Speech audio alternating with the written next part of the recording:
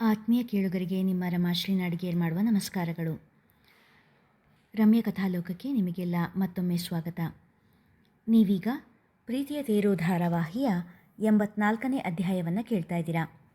ಕಥೆ ಪ್ರಾರಂಭ ಮಾಡೋದಕ್ಕೂ ಮೊದಲು ಯಾರ್ಯಾರಿನ್ನೂ ಚಾನಲ್ನ ಸಬ್ಸ್ಕ್ರೈಬ್ ಮಾಡಿಕೊಂಡಿಲ್ಲ ಅವರೆಲ್ಲ ದಯವಿಟ್ಟು ಚಾನಲ್ನ ಸಬ್ಸ್ಕ್ರೈಬ್ ಮಾಡ್ಕೊಳ್ಳಿ, ಕಥೆಯನ್ನು ಲೈಕ್ ಮಾಡಿ, ಶೇರ್ ಮಾಡಿ ಪ್ರೋತ್ಸಾಹಿಸಿ. ಈಗ ಕಥೆಯ ಮುಂದಿನ ಭಾಗಕ್ಕೆ ಹೋಗೋಣ. ಇದೆಲ್ಲ ಎಷ್ಟು ದಿನದಿಂದ ನಡೀತಾ ಇದೆಯಪ್ಪ ಸುಹಾಸ? ಸೋತ ದನಿಯಲ್ಲಿ ಕೇಳಿದರು ಮಂಜಣ್ಣ. ಗೊತ್ತಿಲ್ಲ ಮಾವ, ನನಗೆ ತಿಳಿದು 3 ದಿನ ಆಯಿತು. ಲೆಕ್ಚರರ್ ಜೊತೆ ಬೈಕ್ನಲ್ಲಿ ಊರು ಹೊರಗಿನ ಗುಡ್ಡದ ಕಡೆ ಹೋದ್ಲು ಅಂತ ನನಗೆ ತಿಳಿದವರೊಬ್ಬರು ಫೋನ್ ಮಾಡಿ ಹೇಳಿದ್ರು. ಅದು ನಮ್ಮ ನೇಹ ಹೌದೋ ಅಲ್ವೋ ಅನ್ನೋ ಸಂದೇಹ ಕೂಡ ಇತ್ತು. ಸೀದಾ ನಾನೇ ಎದುರಿಗೆ ಹೋಗೋದು ಸರಿಯಲ್ಲ ಅನ್ನಿಸ್ತು. ಹಾಗಾಗಿ ಅಲ್ಲಿಗೆ ನನ್ನ 2 ಫ್ರೆಂಡ್ಸನ್ನು ಕಳಿಸಿದ್ದೆ. ಅವರು ಫೋಟೋ ತೊಗೊಂಡು ಬಂದು ತೋರಿಸಿದ್ರು. ನೇಹಾನೇ ಅಂತ ಪಕ್ಕ ಆಯಿತು. ಅವಳನ್ನು ಕರೆದು ಮಾತಾಡಿದೆ, ಒಪ್ಕೊಂಡ್ಬಿಟ್ಲು. ಅವನಿಗೆ ಮದುವೆ ಆಗಿರೋ ವಿಷಯ ಕೂಡ ಅವಳಿಗೆ ಗೊತ್ತು ಎಂದು ಹೇಳಿ ನಿಟ್ಟುಸಿರು ಬಿಟ್ಟ. ಆ ಲೆಕ್ಚರರ್ ಹತ್ರ ಮಾತಾಡೋಣವೇನಪ್ಪ? ಅವನಿಗೆ ಬುದ್ಧಿ ಹೇಳಿ ನಮ್ಮ ಹುಡುಗಿ ಸಾವಾಸಕ್ಕೆ ಬರಬೇಡ ಅಂತ ಹೇಳಿದ್ರೆ. ಮಂಜಣ್ಣ ಮಗಳ ಬದುಕನ್ನು ನೇರ ಮಾಡಲು ದಾರಿ ಹುಡುಕುತ್ತಿದ್ದರು. ಬುದ್ಧಿ ಹೇಳಿದ್ರೆ ಕೇಳೋಂತಾನ ಅವನು? ಕೇಳೋಂತನಾಗಿದ್ದರೆ ಮದುವೆ ಆಗಿದ್ದು ಇನ್ನೊಂದು ಹುಡುಗಿ ಹಿಂದೆ ಬೀಳ್ತಾ ಇದ್ನಾ? ಸುಹಾಸ್ ಹೇಳಿದಾಗ ಮಂಜಣ್ಣನಿಗೂ ನಿಜ ಅನಿಸಿತು. ನೇಹ ಕಾಳೇಜ್ ಬಿಡಿಸ್ಬಿಡೋಣ ತಟ್ಟೆಂದು ಹೇಳಿದರು ಮಂಜಣ್ಣ.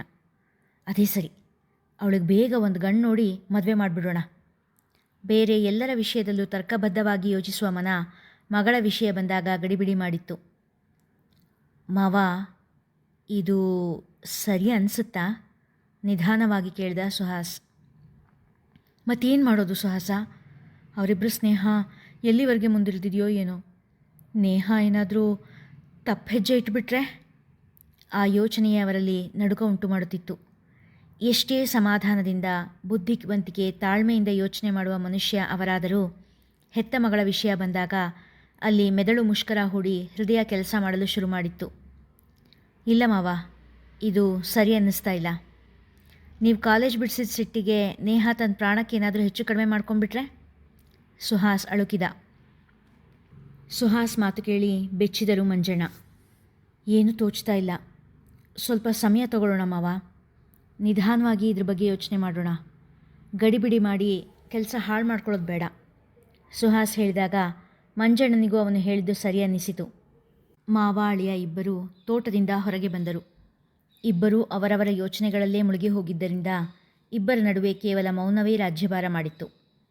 ಸುಹಾಸ್ ಅವನ ಮನೆ ಕಡೆ ತಿರುಗಿದರೆ ಮಂಜಣ್ಣ ತಮ್ಮ ಮನೆ ಕಡೆ ತಿರುಗಿದರು. 1-2 ಹೆಜ್ಜೆ ಮುಂದೆ ಇಟ್ಟಿದ್ದ ಸುಹಾಸ್ ಮತ್ತೆ ತಿರುಗಿ ಮಂಜಣ್ಣನ ಬಳಿ ಬಂದು, ಮಾವ, ನೇಹಾನ್ ಹತ್ರ ಇದ್ರ ಬಗ್ಗೆ ಏನೂ ಮಾತಾಡಬೇಡಿ. ದಯವಿಟ್ಟು ನಿಮಗೆ ಇದ್ರ ಬಗ್ಗೆ ಏನೂ ಗೊತ್ತಿಲ್ಲ ಅನ್ನೋ ಹಾಗೆ ಇರಿ. ಇದಕ್ಕೆ ಪರಿಹಾರ ಸಿಕ್ಕಿದ ಮೇಲೆ ಮಾತಾಡೋಣ ಎಂದ. ಮಂಜಣ್ಣ ಮೌನವಾಗಿ ತಲೆ ಆಡಿಸಿ ಮನೆ ಕಡೆ ಹೊರಟರು. ಎಷ್ಟು ಲೇಟ್ ಮಾಡಿದ್ರಿ ಅಪ್ಪ? ಅಮ್ಮ ಗಿಣ್ಣದ ಹಾಲು ಮಾಡಿಯಾರೆ. ನೀವು ಬಂದ ಮೇಲೇ ಎಲ್ಲರಿಗೂ ಕೊಡೋದು ಅಂತ ಹೇಳಿದ್ರು. ನೀವು ನೋಡಿದ್ರೆ ಎಷ್ಟು ಲೇಟ್ ಮಾಡಿಬಿಟ್ರಿ. ಮೂತಿ ಉದ್ದು ಮಾಡುತ್ತಾ ಕಂಪ್ಲೇಂಟ್ ಮಾಡಿದಳು ನೇಹ. ಯಾಕೆ ವಾಣಿ, ಮಕ್ಕಳಿಗೆ ಗಿಣ್ಣು ಕೊಡೋದಲ್ವೇನೆ ಎನ್ನುತ್ತಾ ಅಡಿಗೆ ಮನೆಯಲ್ಲಿ ಕುಳಿತರು ಮಂಜಣ್ಣ. ನೇಹ ಕೂಡ ಪಕ್ಕದಲ್ಲೇ ಬಂದು ಕುಳಿತಳು. ಗಿಣ್ಣು ಅಂದ್ಬಿಟ್ರೆ ನಿಮ್ಮ ಮಗಳಿಗೆ 6 ಬಾಯಿ. ನಿಮಗೆ ಒಂಚೂರು ಉಳಿಸ್ದ ಖಾಲಿ ಮಾಡಿಬಿಡ್ತಾಳೆ. ಅದಕ್ಕೆ ನೀವು ಬರಲಿ, ಬಂದ ಮೇಲೆ ಕೊಡ್ತೀನಿ ಎಂದಿದ್ದು ಎನ್ನುತ್ತಾ ನೇಹ, ಮಂಜಣ್ಣ ಮೂವರಿಗೂ ಹಾಕಿಕೊಟ್ಟರು ವಾರುಣಿ. ತಿನ್ನಲಿ ಬಿಡೆ, ಮಕ್ಕಳು ತಿಂದೆ ನಾವು ತಿಂದರೆ ಏನು ಚಂದ ಎನ್ನುತ್ತಾ ನಿಹಾಲ್ ಬಾಯಿಗೆ ಒಂದು ತುತ್ತು ಕೊಟ್ಟು ನೇಹಾಳ ಬಾಯಿಗೂ ಇಟ್ಟರು. ತಂದೆ ಮಾತು ಕೇಳಿ ವಾರುಣಿಯ ಮುಂದೆ ಮೂತಿ ಉದ್ದ ಮಾಡಿ ಅಣಕಿಸುತ್ತಾ ಕುಳಿತಿದ್ದ ನೇಹಾಳನ್ನು ಕಂಡು ಮಂಜಣ್ಣನವರ ಕಣ್ಣು ತುಂಬಿ ಬಂತು. ನೀಗೇನೋ ನೀವು ಇಲ್ಲಿ ಇಷ್ಟಿಷ್ಟು ಉಪ್ಪು ಮಾಡಿ ಬೆಳೆಸ್ತಿದ್ದೀರಾ. ನಾಳೆ ಹೊಕ್ಕಮನೆ ಹೇಗಿರುತ್ತೋ ಏನೋ. ಈಗಲಿಂದಾನೇ ಎನ್ನುತ್ತಿದ್ದವರು ಮಂಜಣ್ಣನ ಮುಖ ನೋಡಿ ಮಾತು ನಿಲ್ಲಿಸಿ, ಯಾಕ್ರಿ ಕಣ್ಣಲ್ಲಿ ನೀರು ಎಂದರು. ವಾರುಣಿಯ ಮಾತು ಕೇಳಿ ಇಬ್ಬರೂ ಮಕ್ಕಳು ಮಂಜಣ್ಣನ ಕಡೆ ನೋಡಿದರು. ಯಾಕಪ್ಪ ಅಳ್ತಾ ಇದ್ದೀರಾ? ಏನಾಯಿತು? ಇಬ್ಬರೂ ಮಕ್ಕಳು ಹತ್ತಿರ ಬಂದಾಗ ಇಬ್ಬರನ್ನು ಒಟ್ಟಿಗೆ ತಮ್ಮ ತೋಳಲ್ಲಿ ತುಂಬಿಕೊಂಡರು. ನಿಹಾಲ್, ನೀವಿಬ್ಬರೂ ನಮ್ಮಿಬ್ಬರು ಪ್ರಾಣ. ನೀವಿಲ್ಲದೆ ನಾವಿಲ್ಲ ಎಂದು ಸಣ್ಣಗೆ ಬಿಕ್ಕಿದರು. ಯಾಕಪ್ಪ, ಯಾಕೆ ಹೀಗೆ ಹೇಳ್ತಾ ಇದ್ದೀರಿ? ಏನಾಯಿತು ಕೇಳಿದ ನಿಹಾಲ್. ಏನಿಲ್ಲ, ಮಾತು ತಪ್ಪಿಸಲು ನೋಡಿದರೂ ಮಕ್ಕಳು ಬಿಡಲಿಲ್ಲ. ಏನಿಲ್ಲಪ್ಪ, ಅಲ್ಲೇ ನಿಂಗಪ್ಪನವ್ರ ಅಂಗಡಿಲಿ ಕೂತ್ಕೊಂಡಾಗ ನ್ಯೂಸ್ ನೋಡ್ತಿದ್ದೆ. ಒಂದಿಷ್ಟು ಮಕ್ಕಳು ಈಜಕ್ಕೆ ಹೋಗಿ ಪ್ರಾಣ ಕಳ್ಕೊಂಡು ಸುದ್ದಿ ಬಂತು. ಯಾಕೋ ನಿಮ್ಮಿಬ್ಬರು ನೆನಪಾಯಿತು. ನೀವೇನೇ ಹೆಜ್ಜೆ ಇಡಬೇಕಾದ್ರೂ ನಿಮ್ಮಿಬ್ಬರ ಜೊತೆ ನಮ್ಮಿಬ್ಬರ ಬದುಕು ಕೂಡ ಸೇರಿಕೊಂಡಿದೆ ಅನ್ನೋದನ್ನು ನೆನ್ಪಿಟ್ಕೊಳ್ಳಿ ಎಂದರು. ಮಂಜಣ್ಣನ ಮಾತು ಕೇಳಿ ಮಕ್ಕಳ ಜೊತೆ ವಾರುಣಿ ಕೂಡ ಭಾವುಕಳಾದಳು. ಮೊಬೈಲ್ ಕೈಯಲ್ಲಿ ಹಿಡಿದು ಆದಿತ್ಯನ DPಯನ್ನೇ ನೋಡುತ್ತಾ ಕುಳಿತಿದ್ದಳು ಅದಿತಿ. ಫೋನ್ ನಾಡ್ತಾ ಕೂತ್ರೆ ಫೋನಿಂದ ಅವರು ಎದ್ದು ಬಂದುಬಿಡೋಲ್ಲ. ಅಥವಾ ನೀನು ಅವರನ್ನೇ ನೆನಪಿಸ್ಕೊಳ್ತಾ ಇದೆಯಾ, ಅವ್ರ ಫೋಟೋನೇ ನೋಡ್ತಾ ಕೂತಿದ್ಯಾ ಅಂತ ನಿನ್ನ ಫೋನು ತಾನಾಗಿ ಅವ್ರಿಗೆ ಬಾಯ್ಬಿಟ್ಟು ಹೇಳೋದೂ ಇಲ್ಲ ಎನ್ನುತ್ತಾ ಬಂದು ಪಕ್ಕದಲ್ಲಿ ಕುಳಿತರು ಶ್ರೀಕಾಂತ್. ನಸುನಾಚಿಕೆಯಿಂದ ತಲೆ ಬಾಗಿಸಿದಳು ಹುಡುಗಿ. ಏನಂತೆ ಸಮಾಚಾರ ಯಜಮಾನ್ರದ್ದು ಹಾಸ್ಯವಾಗಿ ಕೇಳಿದರು. ದೆಹಲಿಗೆ ಬಂದಾಗಿನಿಂದಲೂ ಮಗಳನ್ನು ಗಮನಿಸಿದ್ದವರಿಗೆ ಅದೇಕೋ ಮಗಳ ಸಂಸಾರದಲ್ಲಿ ಸಣ್ಣ ಅಪಶ್ರುತಿ ಕಾಣಿಸಿತ್ತು. ಏನಿಲ್ಲಪ್ಪ, ಎಲ್ಲ ಆರಾಮ್. ದನಿಯಲ್ಲಿ ನಿಟ್ಟುಸರ ಕಾವು. ಇಷ್ಟೊತ್ತಿಗೆ ಕಾಲೇಜ್ನಲ್ಲಿರ್ತಾರೇನೋ ಅಲ್ವಾ ಕೇಳಿದರು ಶ್ರೀಕಾಂತ್. ಇವತ್ತು ಗುರುವಾರ ಅಲ್ವೇನಪ್ಪ, ಈಗ ಸೆಕೆಂಡ್ ಇಯರಿಗೆ ಕ್ಲಾಸ್ ಇರುತ್ತೆ ಪಟ್ಟೆಂದು ಹೇಳಿದಳು ಸಮಯ ನೋಡುತ್ತಾ. ಅಚ್ಚರಿಯಿಂದ ಹುಬ್ಬೆತ್ತಿ ಮಗಳನ್ನು ನೋಡಿದರು ಶ್ರೀಕಾಂತ್. ನಿನಗ್ಯಾವ ಕ್ಲಾಸ್ ಇರ್ತಿತ್ತಮ್ಮ ಈ ಹೊತ್ತಿನಲ್ಲಿ ಕೇಳಿದಾಗ ಉತ್ತರಿಸಲು ತಡವರಿಸಿದಳು. ನಕ್ಕರು ಶ್ರೀಕಾಂತ್. ಅಪ್ಪ ಎನ್ನುತ್ತಾ ನಾಚಿ ಅವರ ಎದೆಗೆ ಒರಗಿದಳು.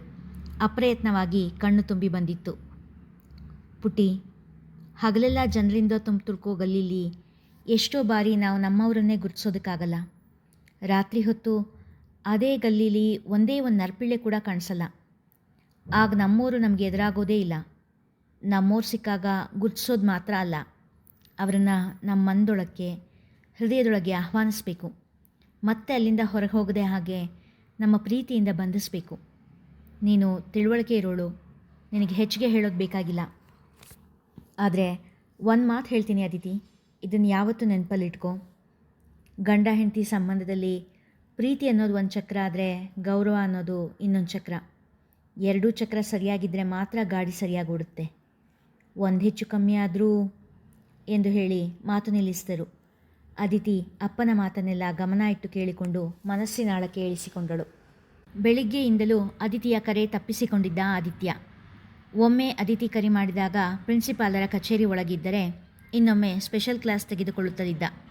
ಈಗ ಮತ್ತೊಮ್ಮೆ ವಾರಿಜಾಳ ನಂಬರ್ನಿಂದ ಕರೆ ಬಂದಾಗ ಅದಿತಿಯದ್ದೇ ಕರೆ ಎಂದು ಭಾವಿಸಿ ಸಂತಸದಿಂದ ಫೋನ್ ತೆಗೆದ ಆದಿತ್ಯ. ಅತ್ತಲಿಂದ ವಾರಿಜಾ ಹೇಳಿದ ವಿಷಯ ಕೇಳಿದವನ ಕೈನಿಂದ ಮೊಬೈಲ್ ಜಾರಿ ಬಿದ್ದಿತ್ತು. ಮನಸ್ಸು ಒಡೆದು ಹೋಗಿತ್ತು. ಇಲ್ಲಿಗೆ ಇಂದಿನ ಸಂಚಿಕೆ ಮುಗಿಯಿತು. ಮುಂದಿನ ಕಥೆ ಮುಂದಿನ ಸಂಚಿಕೆಯಲ್ಲಿ. ಕಥೆ ಇಷ್ಟವಾಗಿದ್ದರೆ ಹೆಚ್ಚು ಹೆಚ್ಚು ಜನರಿಗೆ ಶೇರ್ ಮಾಡಿ, ಕಥೆಯನ್ನು ಲೈಕ್ ಮಾಡಿ, ಕಾಮೆಂಟ್ ಸೆಕ್ಷನ್ನಲ್ಲಿ ನಿಮ್ಮ ಅಭಿಪ್ರಾಯ ತಿಳಿಸಿ.